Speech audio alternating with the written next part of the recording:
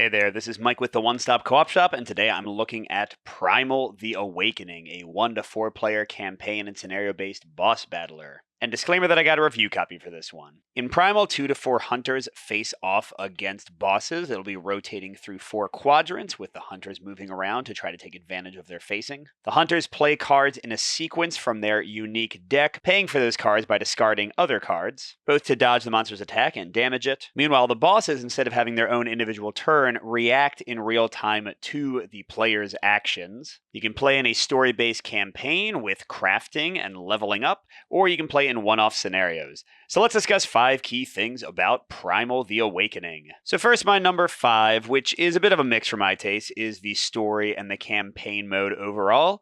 So first of all, the narrative is okay. You're in this sort of mysterious world, examining what's going on with these beasts and what these sort of underpinning powers of the entire area are. And that's fine. It's a little different for this type of game, but it sort of works. The actual narrative is okay. It's not that focused on your actual characters most of the time. It's kind of focused on other characters and sort of what's going on in the world. Then you also have little narrative passages whenever you face off against a boss. Those are fine. They just sort of are scene-setting things, not really that important. And the actual structure of the campaign is straightforward in a way I appreciate. You have a set of quests you can choose to attempt. You get to craft in between, and then you fight somebody and rinse and repeat. I think all that is pretty cool. And in a very nice touch that pushes this almost all the way to a pro, if you just don't want to mess around with the campaign, you just want to jump to a certain level and a certain difficulty, you have scenarios for each of the bosses in the game, and you have deck lists to try out for each character. So you don't have to play the campaign at all. I think that's a great option. For my number 4 point, I'm focusing on the characters you can play and the variety of builds you can try out, and this is generally a pro for my taste. So in that crafting system I mentioned, you can build all types of weapons and abilities. It is a little bit annoying to cross-reference things because you have to dig through the deck to see, okay, what is that actually going to do if I build that? And you have to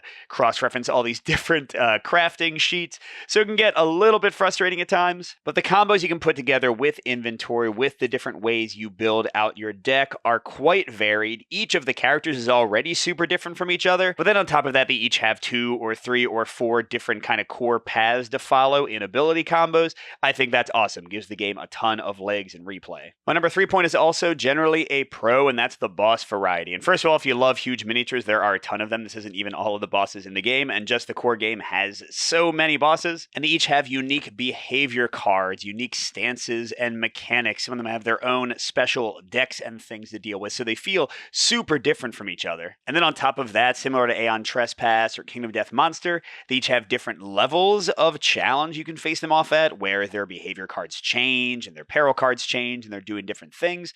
So again, kind of like the characters, just tons of replay and variety here. You won't see them all in one full playthrough, and especially if you go into the expansions, you've got just hours and hours of play here. My number 2 point is also a pro for my taste, although with some caveats, and that's the core card play in the game. So as I mentioned in the intro, you can play your cards, but you have to pay a certain stamina cost discarding other cards, which is already an interesting and engaging system. But the combos you can build in your cards, getting to these giant turns, especially with characters boosting each other, because a lot of you have assist cards to let somebody else draw cards or ways to defend each other. It all depends on character class. Those giant turns where crazy things happen, especially with your character's mastery cards, which allow even bigger combos, are just so exciting, such a rush that it really brings the game to life. But the caution to this one you have to be aware of is that you often have 1 or 2 downturns before you get to have a big turn. Sometimes you can't even do anything. Sometimes your character is just out of position. You can't even attack the monster where they currently are. So you will have what feels like sort of missed or wasted turns. That could be more annoying with 3 or 4 players. With solo or 2 player, it's not that bad.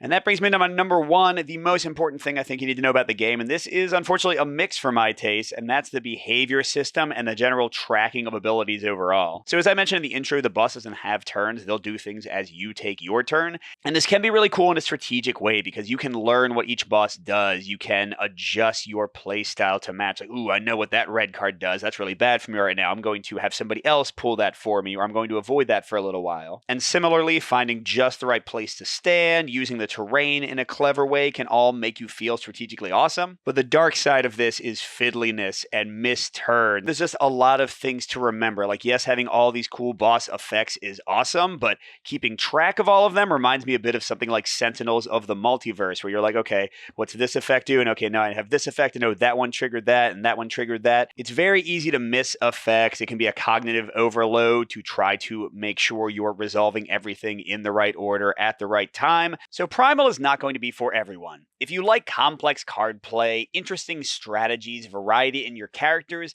and you don't mind some crunch and some tracking and a lot of different effects going off, you might adore this one. I think especially if you have a lower player count, 1 or 2, and really whether you like campaigns or not, the game has something for you so you can enjoy it either way. But on the other hand, if you're scared off by tracking a lot of stuff, if the idea of your turn being interrupted or just having a lot of turns where you don't do very much doesn't sound fun, I think this might be one that a lot of people bounce off of. So definitely your results may vary. I'd recommend watching my former playthrough or Jason's had a couple playthroughs. That should give you a sense for whether this game is for your taste or not.